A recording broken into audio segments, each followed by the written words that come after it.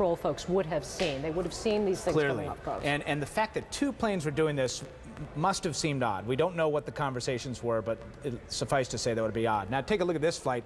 This is United 93. This took off from Dulles Airport, was headed for San Francisco. Once again, a coast-to-coast flight, heavily laden with fuel, flew on out from Newark to about Cleveland, then took its dogleg, was headed pretty much to the D.C. area, and then disappeared off the radar screens right here outside of the Pittsburgh area, a place called Shanksville. We don't know what happened there. What's kind of odd about this one, Joey, is that at some point after flying past Pittsburgh, the pilot apparently radioed and changed his destination to DCA, which is Ronald Reagan National Airport. Unclear what that means. Now let me just kind of put this all onto one graphic, if you will. If we can put up that graphic, and I'll use the telestrator to show you exactly what's going on. All right, here are the important cities. First of all, let's take a look at 8 a.m. and see what happens at 8 a.m. And that was the first departure. Okay, this is the flight, American Airlines Flight 11. Was headed out this way to Los Angeles, 81 passengers, 11 crew member. Now, 8:15. United Flight 175 heads out a little different route across, also headed for Los Angeles. That was at 8:15. 8:21 a.m., Dulles Airport is your location, and that is American Airlines Flight 77, a 757, 58 passengers and crew.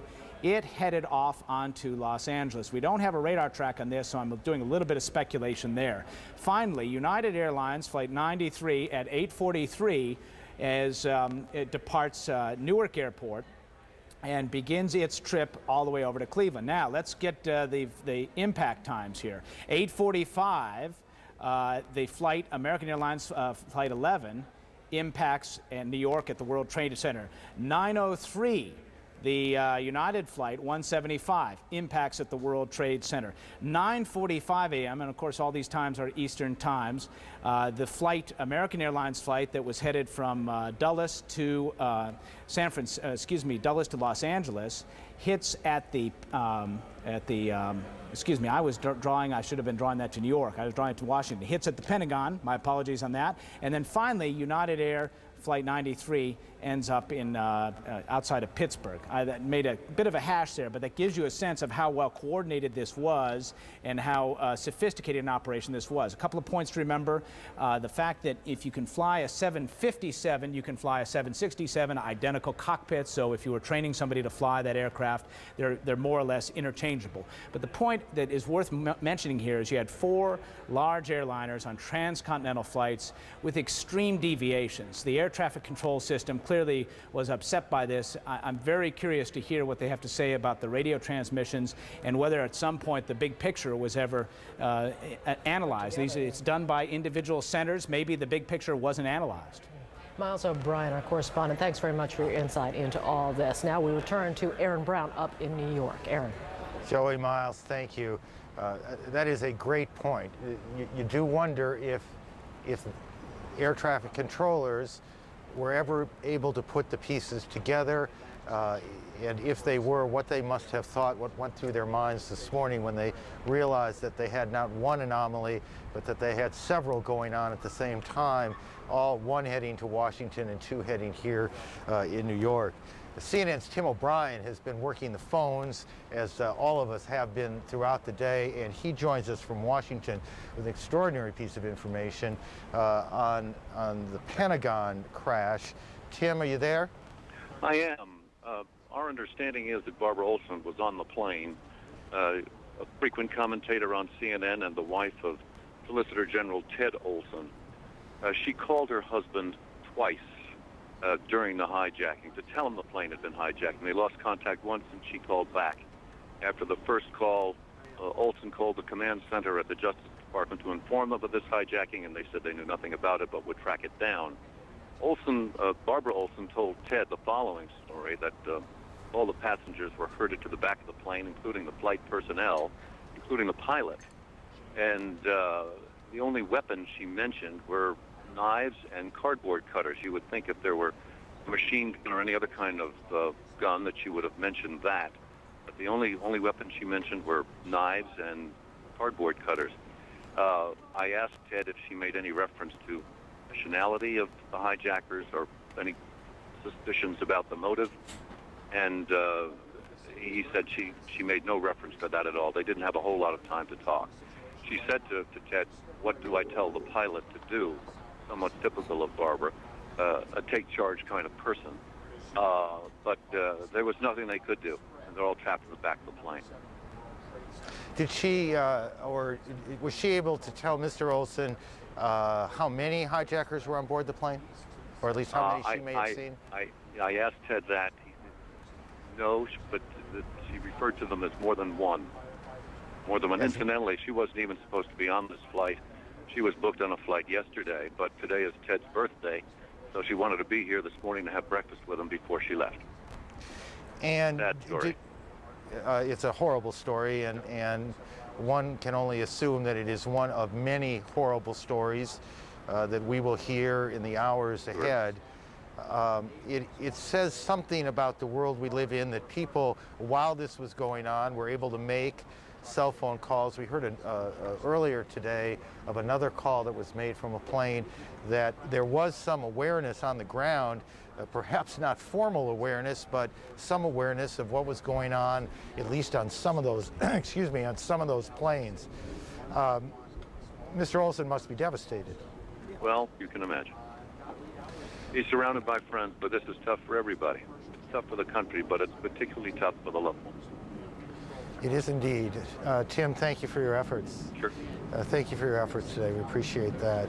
Again, Barbara Olson, one of the 200 plus passengers on 4 different airliners, and we have no reason to believe that any of those people survived the crashes today here in New York, in Pennsylvania, outside of Pittsburgh, and at the Pentagon in Washington.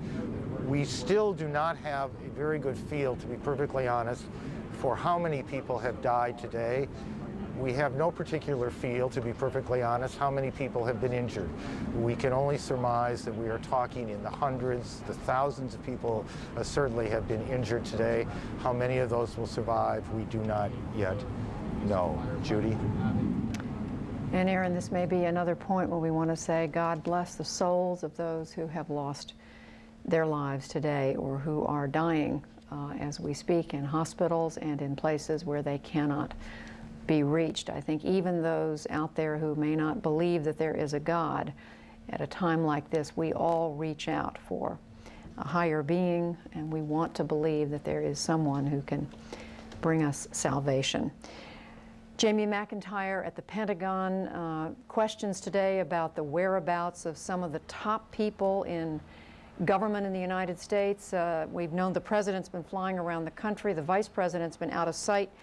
The Secretary of Defense, Mr.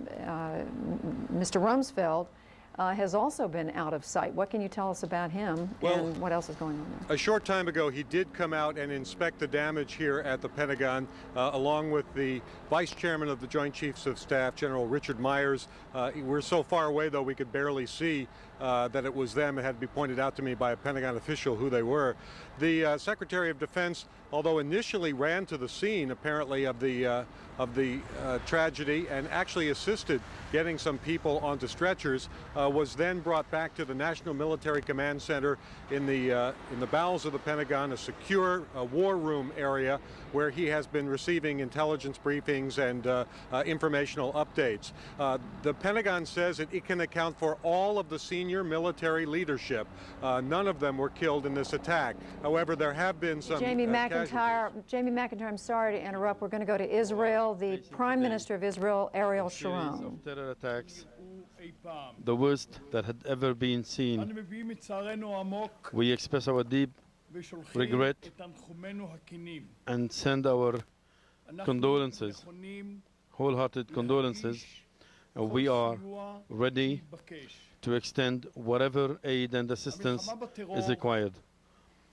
War against terror is an international war, a war of a coalition of the free world against all the terror groups and against whoever believes that can pose a threat to freedom. This is a war between the good and the bad, between humanity and those who are bloodthirsty. The criminal attack today on innocent civilians in the United States is a turning point in war against international terror. Even if the war against terror is long, and even if the terror will try to raise its head again, there won't be any room in the world in which terrorists, their assistants, and those who send them to be able to find a shelter or a refuge.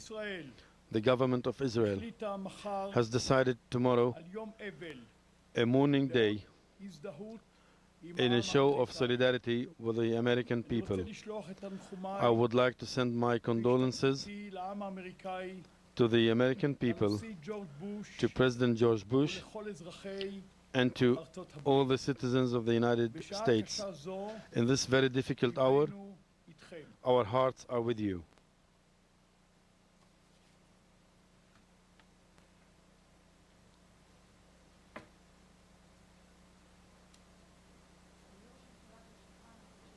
ישיר בערוץ הראשון. האם תוכל לומר לציבור בישראל מהם ההשלכות שיש עליו? Could you tell the Israeli public what are the impacts of these attacks on the people here? I have already said very clearly that there will only be a statement. There won't be any other statement apart from what I have already said. We have to wait and see what happened.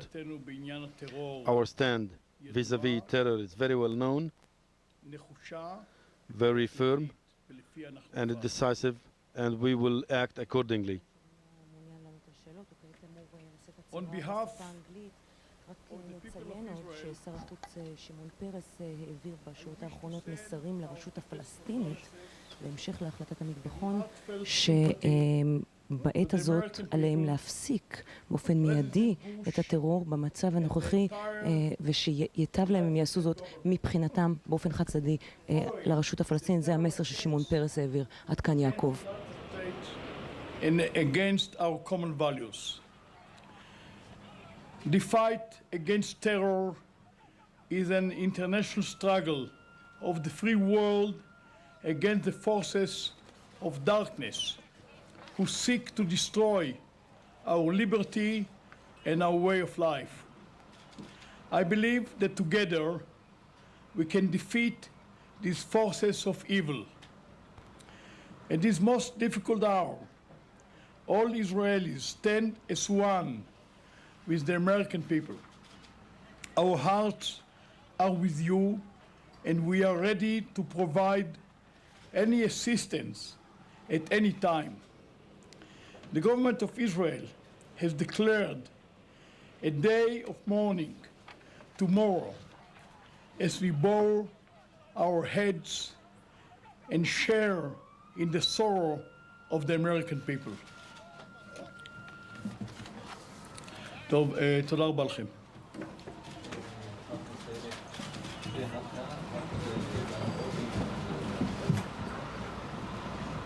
Israeli Prime Minister Ariel Sharon talking briefly with reporters, offering first of all his condolences to Americans, saying whoever believes or saying rather this has been a threat to freedom.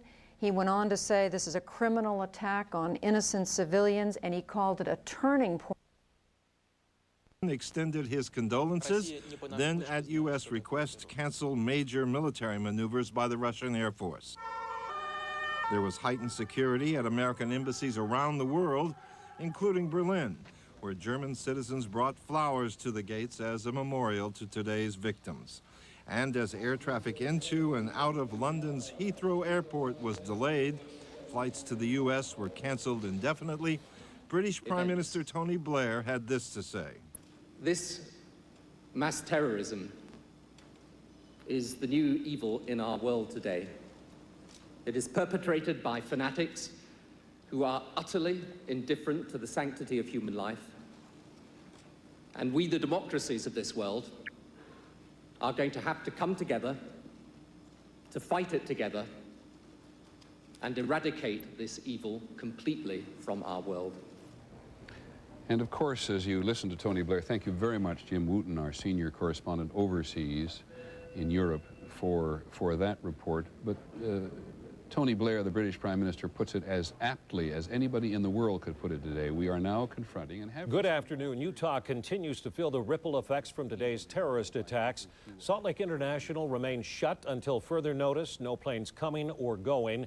There is heightened security at just about every significant building in the state of Utah, and the political rhetoric is flying.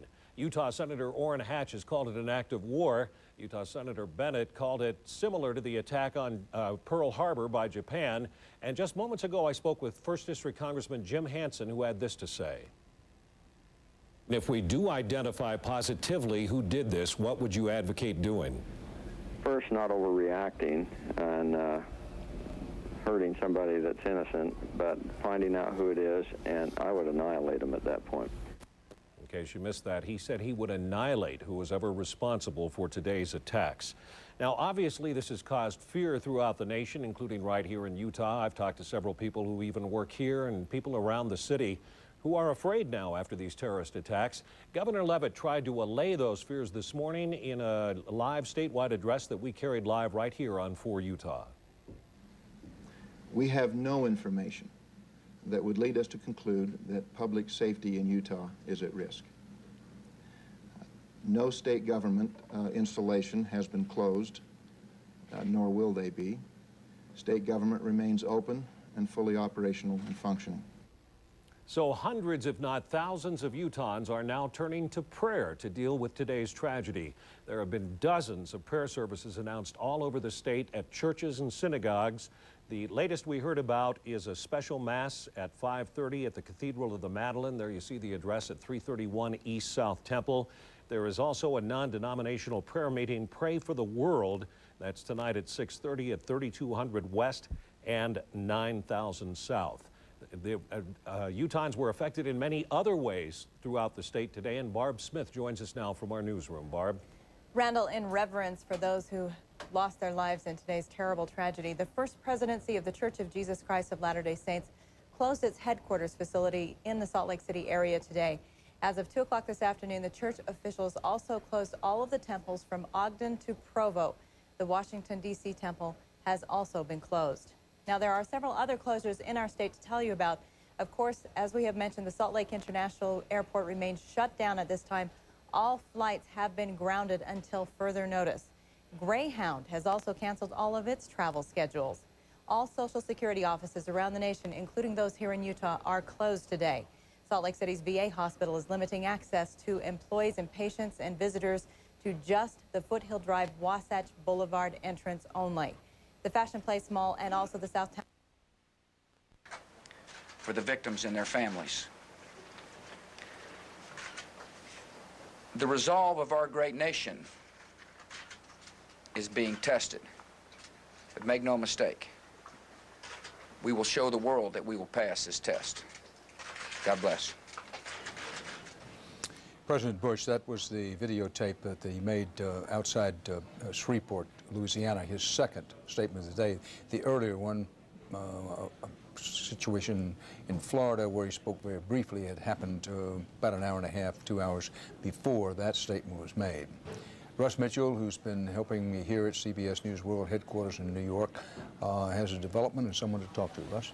Thank you very much, Dan. And we're here now with Patrick Andre. He works on the 71st floor of building number 2 at the World Trade Center. He's a trading manager at Morgan Stanley. Mr. Andre, thanks for joining us. You were there when the second plane hit. Describe to me what happened. We were evacuating the 71st floor when suddenly I heard a boom and fire and smoke engulfed the floor, and all the tiles for the ceiling started crumbling down. The tiles from the ceiling? Yeah, from the ceiling started, yeah. And at that point, the 2 other co-workers who were with me, we decided to go down the stairs, and leave the building. You went down 71 flights of stairs. Tell me, you said the building didn't shake, but you obviously felt an explosion. Yes. What was going through your head when you felt this? That I'm making sure that everybody who were on my floor were out of the building, evacuated, and a repeat of 1993 since I was there the last time. That's right. You've worked in that building for 15 years. You were there in 1993 during the terrorist attack then. Let me go back to you going down 71 flights of stairs. How many people were with you? What did you encounter along the way? There were about 4 people with me at that point, since we were the last one to leave the 71st floor. And in mid-level, we encountered a young lady who was in handicap with crutches and asking for help. And between the 3 of us, we helped her down to the lower floors. Now, when you got downstairs to the bottom of the building, what did you think? What was the first thing that you did? That we got some fresh air. And the police and FBI agents were there guiding everyone out of the, to move out of the building. And so it was a relief, really. Describe the scene, what you saw when you looked outside. Fire. Fire. From building number 1. And debris, a piece of steel falling from that part of the building, the front part, into the lower ground. Yes, the ground was covered with steel, glass, paper from those floors, yes. You had to be frightened. Yes, I was. Yeah. Describe that feeling. I mean, here you are. You're actually there. We're looking at it. We're looking at these pictures here, which are just horrific. This looks like downtown Beirut a few years ago. Rudolph Giuliani said it looks like it was bombed during World War II or something. What's going through your head? You're in the middle of all this. Well, I guess, like I said, my primary responsibility was the evacuation of my floor. And before anything, I mean, not to panic, and keep my head on my shoulder and making sure that everybody was out. And that was the primary, the primary responsibility that I had. Your primary responsibility was to get everyone out. Now, what happened? Where were you when the building collapsed? When Tower 2 collapsed? I was in front of City Hall. Between City Hall and GNR Music World. Which is about, what, 3 blocks away? About 3 blocks away. And I'm looking up my building, number 2, in flame at the upper level. And then suddenly, I'm looking at the building collapsing like paper. Yeah. And, that's really frightening me at that point. Excuse me, Russ Mitchell. Please forgive me for interrupting, but apparently another building in the World Trade Center complex has just collapsed downtown. This is a live photograph of yet another building. Keep in mind that the World Trade Center complex, check me as I go here, please, sir, has 7 buildings total. Has the 2 towers. They're gone. Yes. Now, we reported some time ago that 2 other buildings in the World Trade Center complex were in danger of collapsing. One of those buildings has collapsed. There is an unconfirmed report that is Building 5, but we do not know that. Other sources are apparently reporting this Building 5 in the complex, but we do not know that. What you are looking at, these are live pictures here. We've mixed live and tape, tried to make it clear to you throughout the day what's live, what's videotape. This is live tape, and you can tell it's at least another building collapsed because the density and the amount and frankly, the altitude of the smoke has... It was a very large, probably, I'm guessing here, maybe a 20-story building that just collapsed there. As we have been saying all along, the most difficult part for officials here and for rescuers here is when can they go back, when can they start to go in there and investigate who is alive and who is dead. One of the reasons that they have not been able to go in there in large numbers is because they were afraid of exactly that.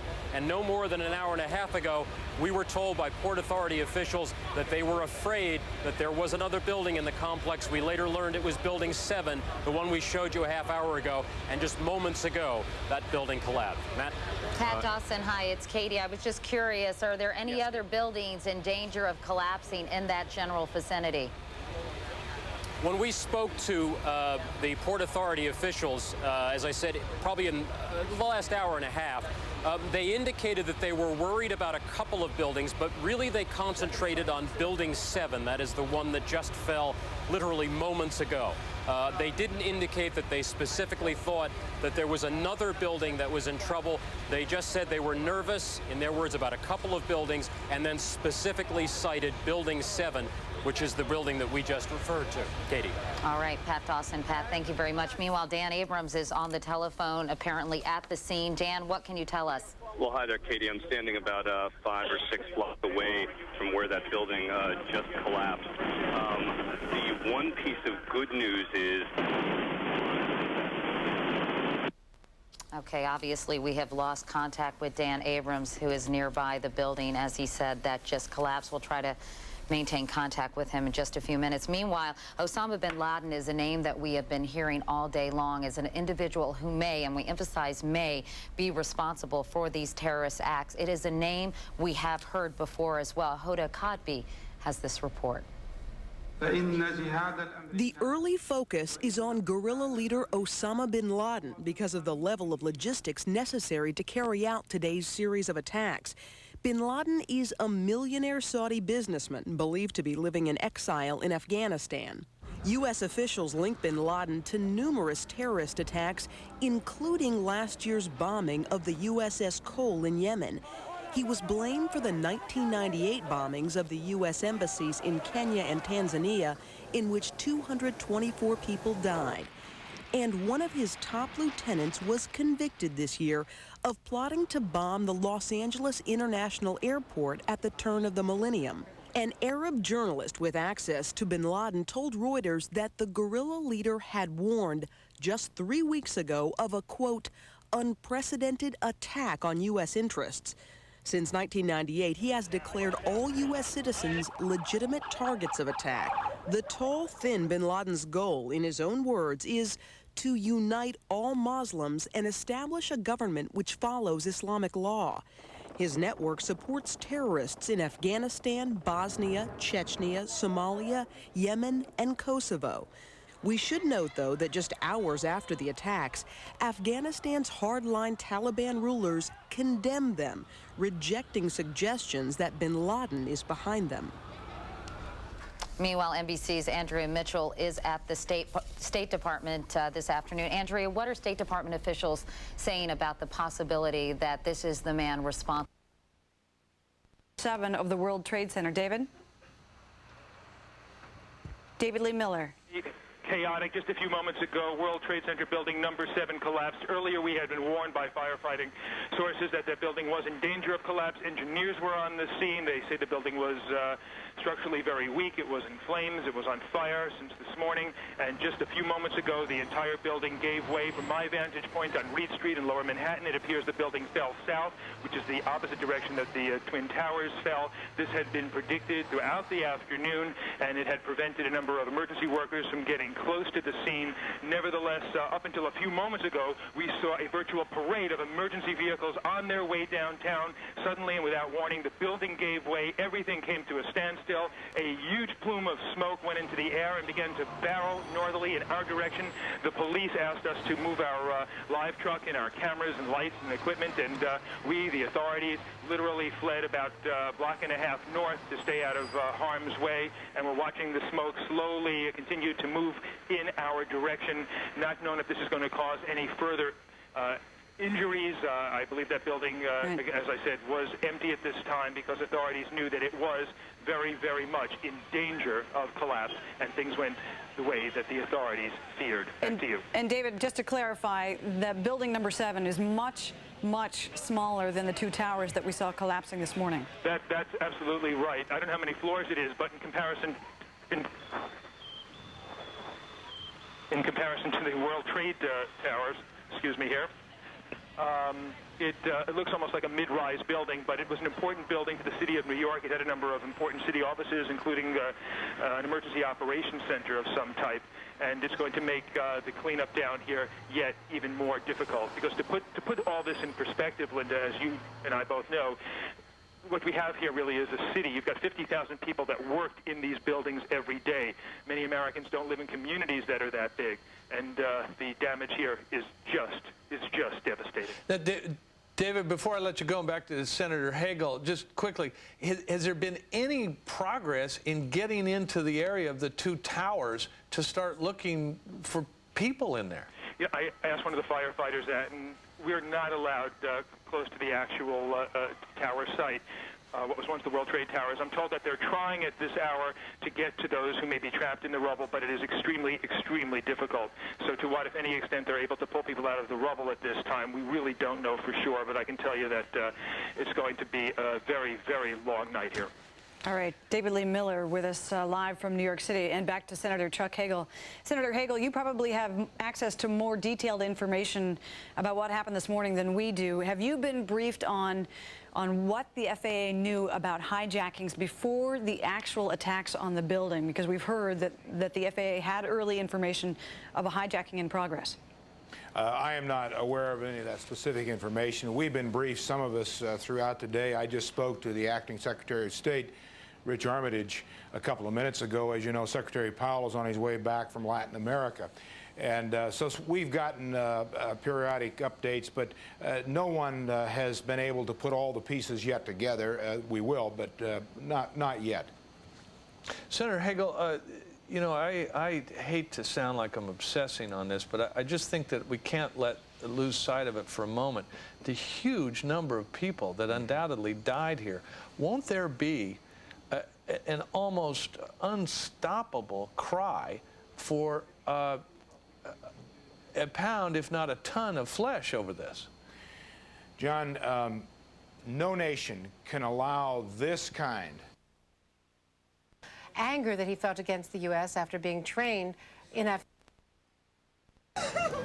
my God! That plane hit the second building at a much lower level. First plane hit very high up on the one tower, maybe floor 90 or above. Second plane at what? I don't know, maybe floor 71 and up. You may want to run that videotape again. This we just got into our newsroom, this videotape. And not long after this, first one and then the other, these towers collapsed. And now we've had Building 7 of the World Trade Center, where Salomon Brothers Smith Barney had their headquarters. We're going to re-rack that videotape and show it to you again. As we do the re-racking, say that we don't have any confirmed figures on the number of people killed at the Pentagon or the number of people wounded there in Washington where a hijacked plane hit.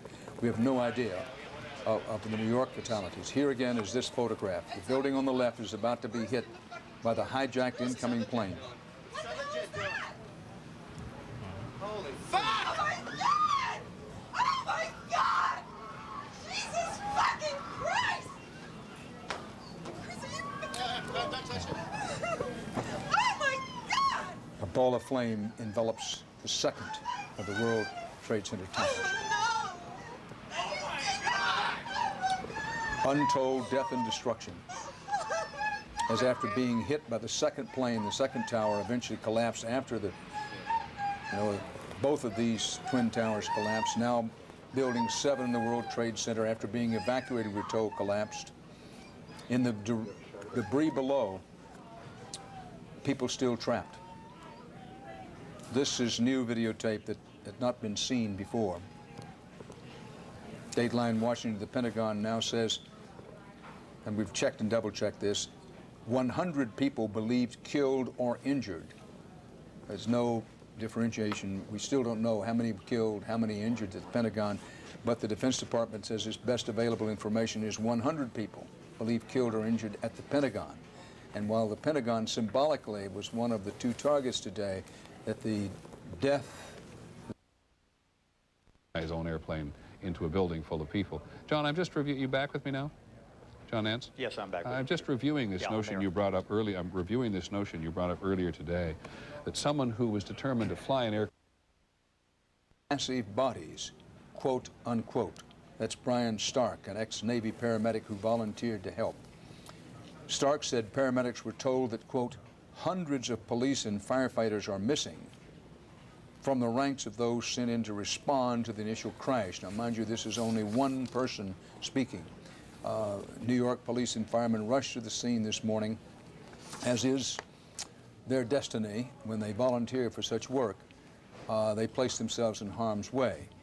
And it has been thought throughout the day that certainly some police and firemen would turn up missing, and according to this paramedic, he says he was told, quote, that hundreds of police and firefighters are missing. Let me caution you, we do not know that for a fact. As we've said repeatedly, and I say again now without apology, sometimes the first information you get from the scene turns out to be wrong information. We do our best to nail down the facts. We'd rather be last with information than be wrong. We try to give information to you as quickly as we can get it. In this kind of situation, I know you will understand when I say.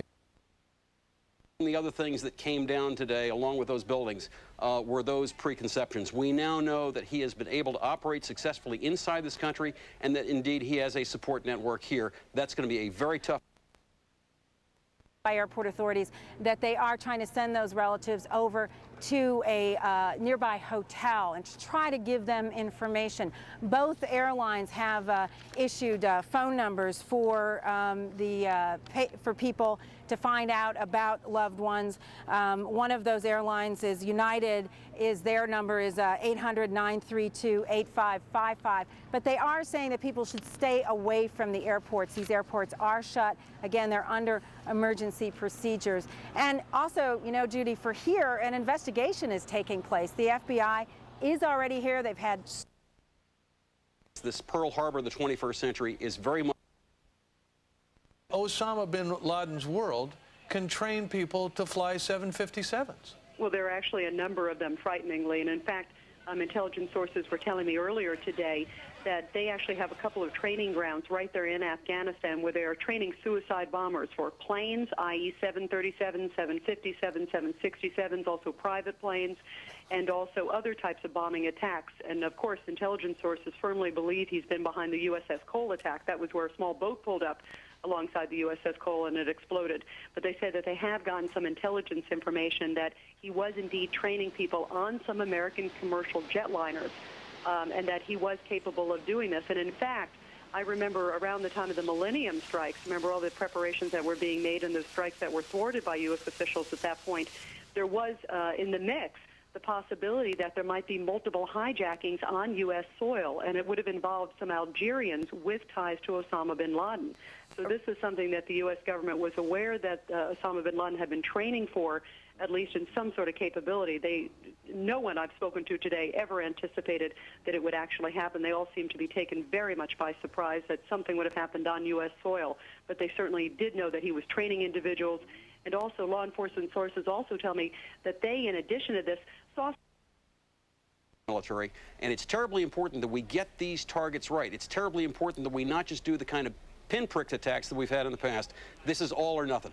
Ken, talk about the coordination that was required to pull this off, with two planes striking the World Trade Center within 20 minutes of one another, and then 20 minutes later, another at the Pentagon, and a short time after that, the fourth plane crashing in Pittsburgh. Matt, the coordination here I cannot say enough about, simply because of the fact that in the military we talk about time over target, time on target. And what you... Incredible sight.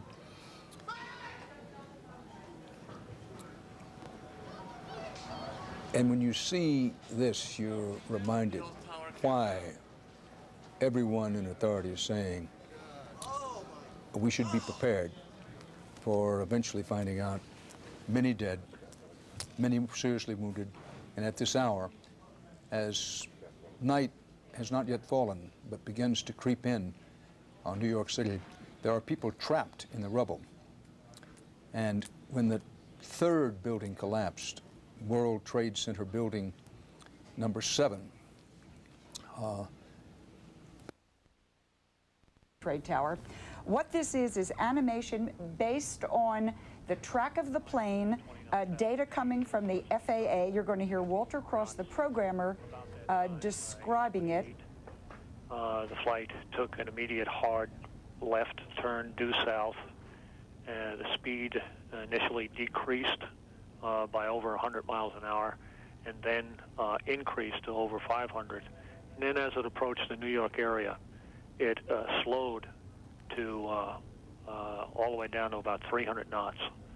So, and then tragically it impacted in the World Trade Center. American 11 was indeed the first flight. We have confirmed that. of the two. And that, again, that was the voice of Walter Cross, the programmer who put that animation together. What that shows you is this flight on its way to Los Angeles headed due west and then made that very sharp turn. Mr. Cross also told us that there was an indication of some air violence right before that left-hand turn, violent changes in airspeed as the plane went off track to head into the World Trade Towers. On that flight, 92 people, not counting the hijacker. And Peter, I've done some very quick calculations. Of course, all of the planes involved in today's incidents were headed to California. 3 of them to Los Angeles, 1 to San Francisco, 2 had left Boston, 1 from Dulles, 1 from Newark Airport. Total number of passengers and crew, 266 people, not, of course, counting the hijackers. Peter? Thanks very much, Lynn. And the issue of taking off from Boston and Dulles and all headed for California, John Miller raised the issue before of whether or not, there are lots of reasons, and again we'd be speculating, but he makes the point that aircraft taking off from Boston and Dulles outside Washington to go to California would have full loads of fuel on them, thereby creating a far greater explosive potential without having had to have explosives on board and getting them past U.S. security either at Dulles Airport or at Boston. 266 people on the aircraft alone today who have died in this attack on the United States and on the American. About an hour ago, I was down there with a CBS News camera crew, and we were talking to firefighters and police officers. Building number 7 was completely involved in flame. Flames were shooting out of the building. Large panes of glass were falling into the street. The firefighters explained that there was nothing they could do to try to put Center. There was one nurse at St. Vincent's Hospital where I was who was on an email with her husband who was in the standing tower. He was assuring her he was okay. The email went blank. She looked out the window and the building collapsed. We're going to hear hundreds, probably thousands of stories like that in the next few days as we get more and more information out of this. But for a while today, Katie, as you also know, the New York City subway system was closed down. There was no way to get anywhere. People were just wandering around aimlessly and looking at the smoking hulks of what used to be one of the major landmarks of the city. Katie? In fact, Bob, some of that video of people sort of wandering around in a daze, sort of aimlessly, completely covered with soot and ash, almost looking ghost-like. Did you see many of those people kind of wandering or being helped to St. Vincent's? I did indeed, Katie, because St. Vincent's is the closest trauma center to the World Trade Center, and it's where the biggest number of trauma victims went, and a lot of family members came there looking for their loved ones. Also, downtown Manhattan, for people, or southern Manhattan, for people who are familiar with the geography, was just closed off. Nobody could go in there, but people could walk out, and it was like an enormous army of dazed people covered with ash who kept walking up the major thoroughfares, going north, trying to find their way home or somewhere away from the smoke, the dust, and the death that they had seen everywhere. I saw ambulance workers today, Katie, crying. These are people who have seen the most horrible things on earth that you could imagine, and yet they hadn't imagined that they would ever see anything like this today. Policemen were crying, firemen were crying. I don't think anybody had ever imagined that New York City or any city in the United States would ever face a trauma, a crisis like the one we're seeing today. I know that Cardinal Egan was on hand from the New York Archdiocese offering his prayers, even delivering last rites to some of the victims who were brought to St. Vincent's. Yes, he was there, and he was saying religious, he had religious sentiments for people of all faiths who were brought missiles and buy more bombs and more aircraft, but not address the problem. While the FBI goes almost barefooted, who are the mainline defenders in this thing, while their intelligence community doesn't get the kind of money and the funding and the backup that they need to do the job to stop terrorism, we're preparing again for a 20th century war in the 21st century. Colonel Hackworth, are you saying that we should be... hold on, Colonel Hackworth. Hillary Clinton is speaking now. Let's listen to the senator from New York. I can't wait. All right, hang on a second, Hillary and I are Colonel. here today to express in the downtown region, and they sent people off to various on the highest state of alert. But at the same time, the U.S. wants to create an impression, at least, of a quick return to normalcy, and that is one of the reasons why the president is coming back to Washington tonight. You know, he spent the day moving about from military base to military base as much as he would in the event of a nuclear war. That now is ended, and they are bringing the president of war, an active war against the United States. We've had any number of politicians and commentators, us included, who were reminded that the last time there was an attack like this on the United States was Pearl Harbor, which finally induced the United States to get fully involved in World War II.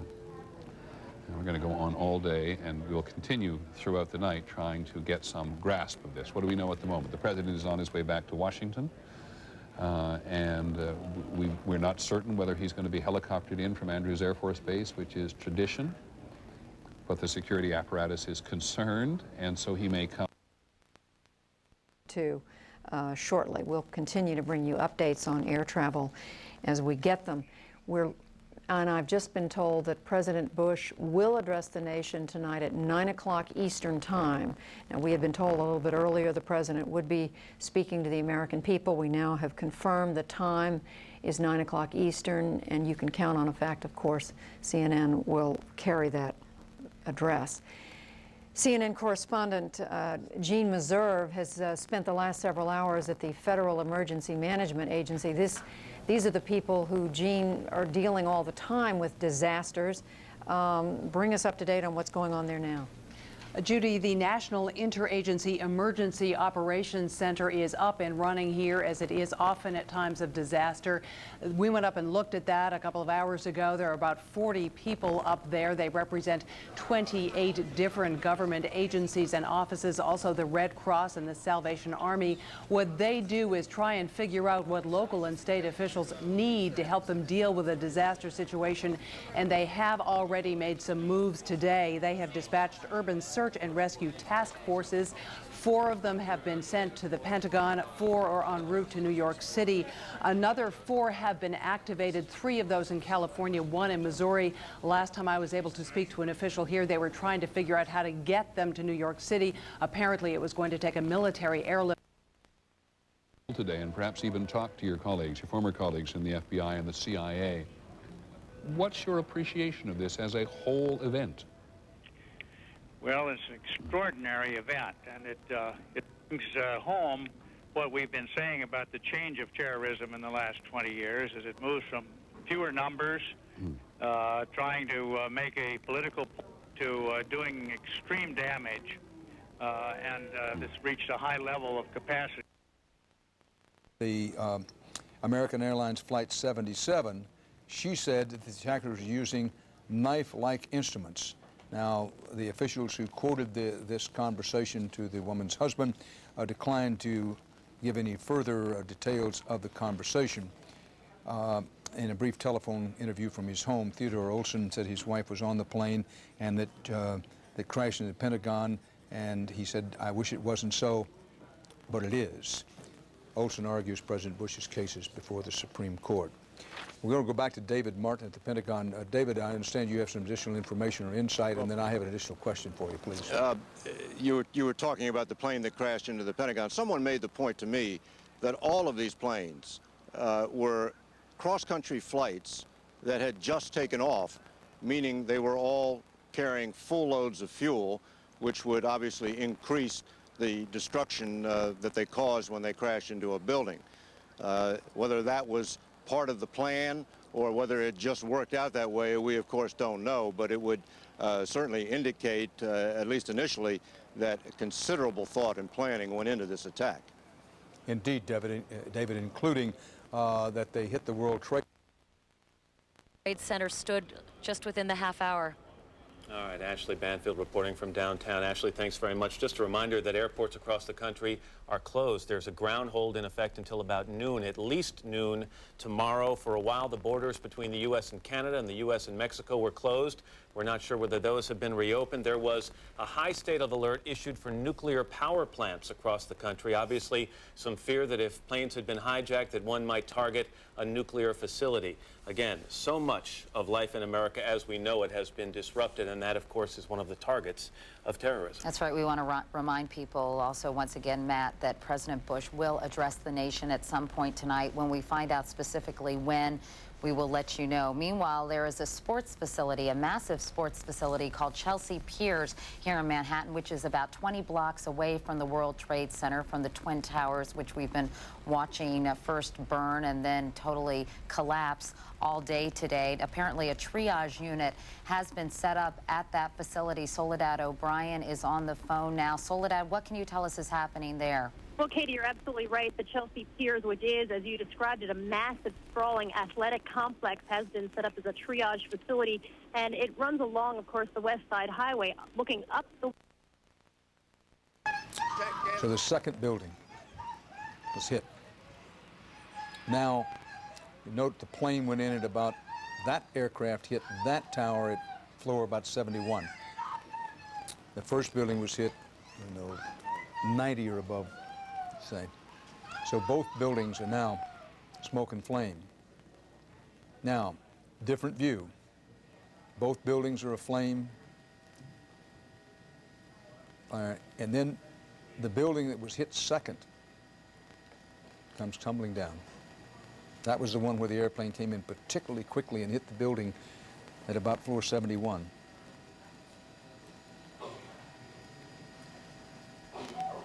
The Chrysler building in the background. Now the second tower, which was actually hit first by American Flight 11, begins to crumble.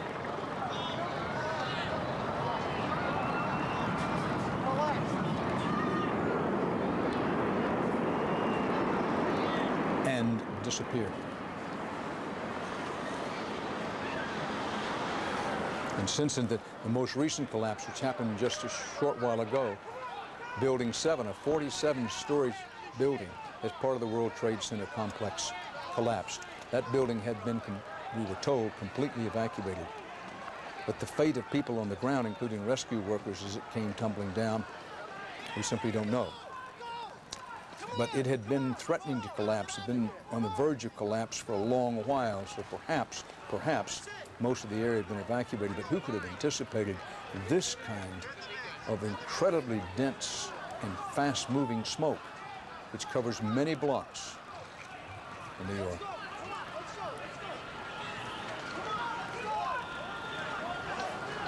And like some white monster, came quickly down side streets and major thoroughfares. Now stay with me here, stay with us here. CBS, this is another, see the plane? This is another view, more videotape. This plane. Against a backdrop of gentle blue sky, a terrorist arrow pierces the heart of a city and a nation. Oh.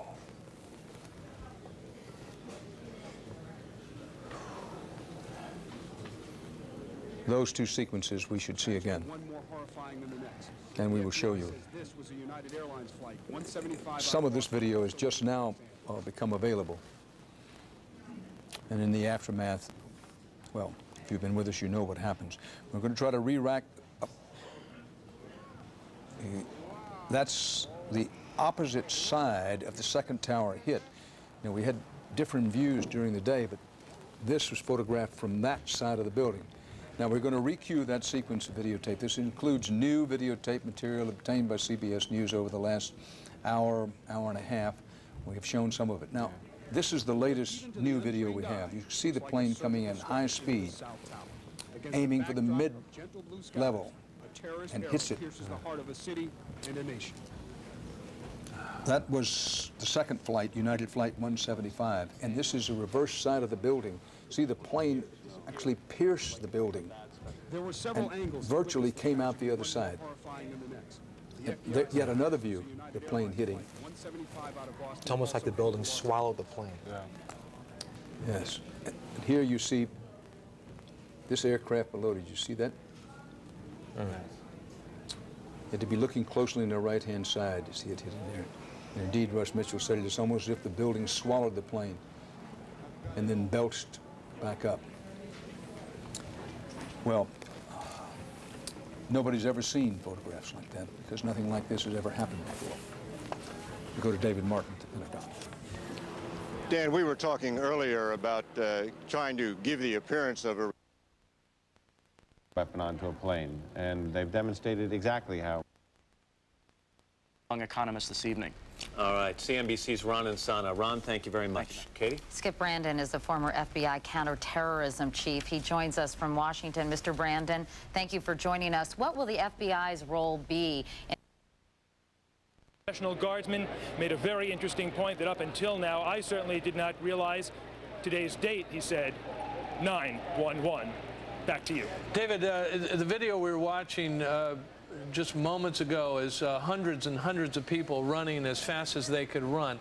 Does that give anybody hope that a lot more people than we now think made it out alive?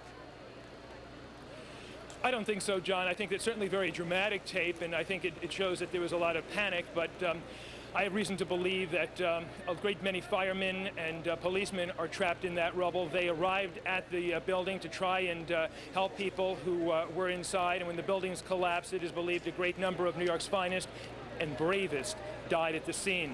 I can tell you because I was here this morning a few minutes after 9 o'clock, and when the buildings began to collapse, it was a very dramatic scene here on the streets. The white cloud of smoke that spread in my direction caused myself and the police to run as fast as we could in the opposite direction. But at the end of the day, I think we're only now just getting a small glimpse of the extent of the damage. Back to you.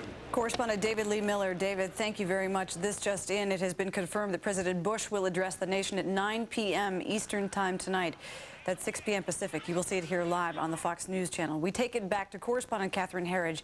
She is at one of the triage centers in New York City where they are trying to care for the wounded who've been taken out of the World Trade Center. Catherine. Linda, in the last few minutes, we've had a briefing from officials here at St. Vincent's, which, as you said, is the closest trauma center. They're confirming to us that they've taken 297 patients, among them approximately 45 who are in critical condition. Also among that total, 42 rescue workers. They told us, fortunately, that many of them just had minor injuries, for example, abrasions. Give us any of your perspective. Obviously, you don't have a crystal ball to look at these things, but should we regard this as being done at this point? It has been silent. Or in some cases, perhaps. On the phone before that stopped my heart, and that was the images you saw of people scrambling to escape the flames on one of those towers, and then some of those people actually jumping off those towers. Yes, I think the thing that was most harrowing, we tend to ignore common sense. I was about 3 blocks away. The first building had already been hit. The second building had just been hit. And the impact of the second building, of the plane coming from the second building, came from the south. So to me, from where I stood, it looked like a massive explosion. I continued to see people actually go in both directions, oddly enough. I think people were evacuating all buildings. I was actually at that time trying to get to work and basically stood and watched, a bit like a deer in the headlights, the people evacuating. The fire was tremendous in the first building, the northmost tower. And people could not escape, I think, the heat. They continued to go up, it appears.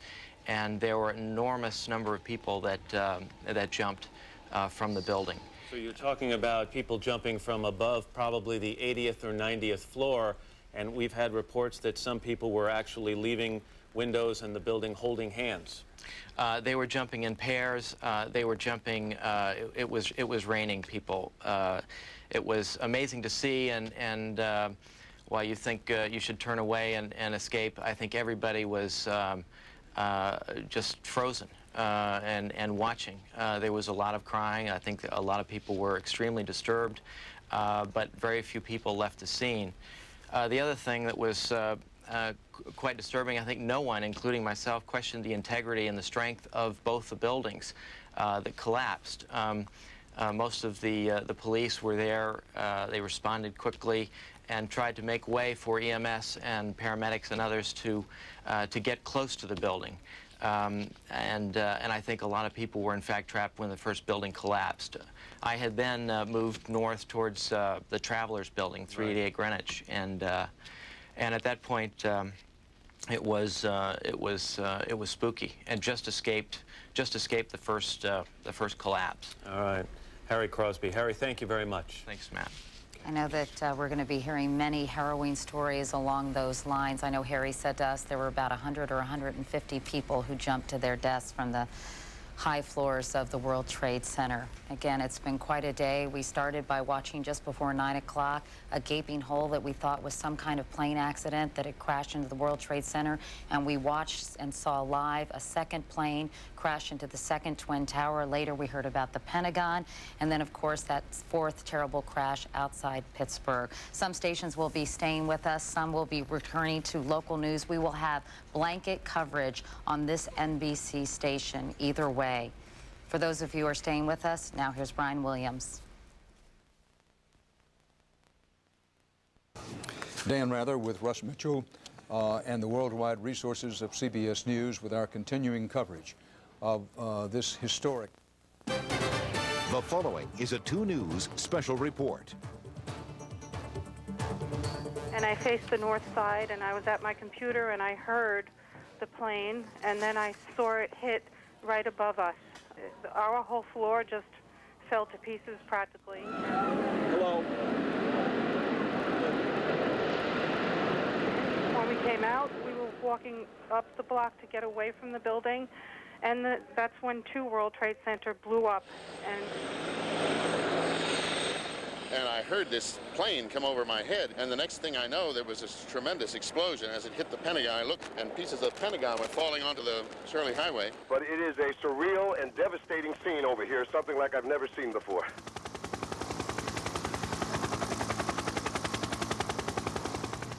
Welcome, everybody, to a special edition of 2 News at 4. We will rejoin network coverage in just a few minutes, but first we need to tell you about some new developments nationwide, also internationally, and also here in Utah. One update to bring people up to date about right now. Apparently, this is happening. We understand that the United States may be retaliating militarily at this point. News that the missiles have been fired in Afghanistan and in Kabul. Again, this is coming over the Associated Press wire service moments ago, just seconds ago. So we want to just give you that right off the top and let you know we're keeping an eye on that. 2 News' Rod Decker will begin our live local coverage out at Salt Lake International Airport, which, like all other airports across the country, is shut down. Rod, a press conference about to begin there right now as you are standing there. That's right. As you can see here, they'll be starting a press conference in a minute or two, but we're going to tell you about this morning when flights were forced to land here. Some weren't even scheduled here, and the place is empty now, but this morning it was full of people who were stranded and confused. It's gone. It's totally gone. People at the airport saw the tragedy on TV. Then all flights were canceled, even the flights in the air. Basically, the pilot came on and said he didn't know what was going on in the country, but that all planes were grounded to go to the nearest airport. So, what are you? So you went to the nearest airport. You weren't even scheduled to land here. Oh no. The Salt Lake International Airport is closed, and no one knows when it will reopen. The airport is simply not operating. Passengers were stranded at the airport for several hours this morning, but airlines arranged local lodging and ways to get there. Here, Continental Airlines people are helping these people on buses for Park City because all the hotels in Salt Lake City are full. Passengers remained calm and cheerful. They were really great about keeping us informed the whole time. Everybody stayed calm, and we're here. And Speaker Marty Stevens, who was in his office, as I think most of us were doing. I don't think anybody really has anything to complain about. Right. Now, both towers of the World Trade Center collapse. It's estimated up to 50,000 people might have been working there on an average day. Thousands more can be visiting at any given time. 10 a.m., United Airlines Flight 93, carrying 45 people from Newark, New Jersey to San Francisco, crashes 80 miles southeast of Pittsburgh, Pennsylvania. There are rumors the plane may have been headed for either the White House or the U.S. Capitol. Amid all of this, emergency measures are being taken from coast to coast in this country. including evacuations at the Capitol and the White House. The FAA has grounded all air travel until at least noon tomorrow nationwide. And we're going to dip in now as the crisis seems to be continuing overseas in one form or another. As part of an agreement today among news organizations to share all news gathering, we have these pictures of what is going on in Kabul, Afghanistan right now. These are coming in via a digitized video phone where we have just watched missile attacks in the skies over Kabul, Afghanistan. Anti-aircraft rockets in the air, explosions and tracers visible in the night sky. Kabul is the seat of power in the nation of Afghanistan, and you see there in the distance a line of flames. What we're lacking here is context, connection between what happened today, the events that may change life in the United States of America, and what is happening half a world away tonight in the dark, in the skies and on the ground in Kabul, Afghanistan. But these are live pictures coming in via CNN on a video phone. Let's begin our coverage with this in mind with NBC News Chief Foreign Affairs Correspondent Andrea Mitchell in Washington. Andrea, what are we watching? What's its connection? Difficult to know what we're watching, but it would be, if they are missile attacks, it would most likely be American retaliation against Kabul, because we had warned the Taliban leaders of Afghanistan that if there were any evidence indicating that Osama bin Laden, whom they've been harboring for many years, was responsible for today's attacks or for any other attacks, that we would retaliate. This warning has been communicated to the Taliban leaders directly and indirectly over the course of many weeks. They denied today any involvement by bin Laden, but we have been told by top officials in the United States government that they are 90% sure that bin Laden was responsible. I don't think we would have been told that if they didn't have enough evidence to retaliate. So what you may be watching, and I should stress, Brian, that we don't know the source of this video, but what you may be watching is tracer attacks, signs of missile attacks on Kabul, and if that is the case, it could well be a U.S. retaliation for what happened today. Andrea, the missiles were earlier visible in midair, and the trails behind them were consistent with what we've seen to be cruise missile attacks in the past. Now we see the flames flaring up in the center of the lens. We're going to pause just a minute. We'll dip into the audio of their coverage. We'll come back and talk further about what is underway tonight. First, we're seeing the flash, and then we hear the detonation some several seconds afterwards, and they appear to be coming from that airport area, in some cases several miles away from us. There is still a lot of flashing we can see in the air reflected off clouds. That could be thunder and lightning. However, there's a possibility that those reflections are missiles landing elsewhere, the flashes as they explode and reflecting off the clouds. But it's not a good indication. We certainly don't hear any detonations coming from that particular direction at this time. The anti-aircraft fire that we were seeing a little while ago is not from the detonations we were hearing a few minutes ago, appears very, very calm. The visibility here is excellent. We can see all the way across the city. It lies on a plain that's surrounded by the mountains here in Kabul. We have high mountains to the right. These mountains were used by the Mujahideen as vantage points for shelling the city several years ago during the Mujahideen infighting in Kabul. It's very simple. Everything that can be done to save every single life is being done, and we will continue to make sure that that is a priority. But we're going to get through this. I believe that Afghanistan would be attacked.